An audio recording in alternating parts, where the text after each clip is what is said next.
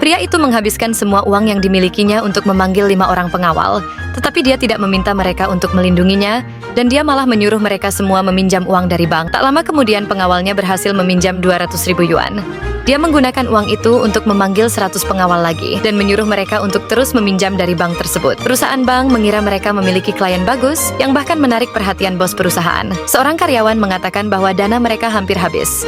Tetapi bos segera tersenyum senang dan berkata para nasabah harus terus meminjam uang dari mereka. Jika mereka kehabisan uang, sang bos akan segera mengurusnya. Pria itu menghasilkan 10 juta yuan. Dengan menggunakan metode ini, dia kemudian memanggil 1.000 pengawal lagi untuk meminjam uang hingga kedua belah pihak. Tampaknya menjadi gila. Satu pihak meminjam uang seperti orang gila, dan pihak lain meminjamkannya dengan liar. Akhirnya pria itu berhasil meminjam 100 juta yuan, dan perusahaan bank tersebut kehabisan uang, namun sang bos berencana untuk merusak perjanjian pinjaman. Dalam waktu 3 hari, dia akan menagih uangnya. Dan saat itu 100 juta yuan akan berubah menjadi 300 juta yuan. Tetapi pria itu tidak pernah berpikir untuk membayar kembali uangnya. Pria itu dulunya adalah orang kaya, dan semua uangnya telah dicuri oleh sang pacar. Dia berdiri kecewa di tengah jalan, dan sebuah kecelakaan terjadi ketika dia terbangun. Dia menemukan keajaiban bahwa dia bisa memanggil pengawal tanpa batas. Saat ini dia ingin mengobati ibunya agar segera mendapat pertolongan. Tetapi seorang suster mencegahnya karena pria itu dianggap miskin. Bahkan ketika dia ingin membayar 1 juta yuan, suster itu membuang kartunya. Kemudian sang suster menyuruh dokter lainnya untuk mengusir pasien dari rumah sakit itu. Pria itu lalu menggunakan keajaibannya dan langsung membayar dokter ahli 1 juta yuan. Sang dokter langsung tersadar dan bergegas datang ke tempat mereka. Kemudian dia menampar sang suster karena dia mengaku bahwa pasien itu adalah ibunya juga. Bahkan dokter itu langsung memecat sang suster karena dianggap tidak sopan menangani pasiennya. Kemudian para dokter segera membawa ibunya untuk dioperasi. Dan setelah 3 hari akhirnya sang ibu tertolong. Namun masalah belum selesai karena sang bos bersama mantan pacarnya datang untuk menagih hutang bunganya. Dia mengancam akan membunuh pria itu kalau tidak membayar. Tetapi pria itu segera memanggil semua anak buahnya, dan para anak buahnya segera berdatangan dari berbagai penjuru. Karena kalah kekuatan, akhirnya sang bos bersama pacarnya pergi meninggalkan mereka.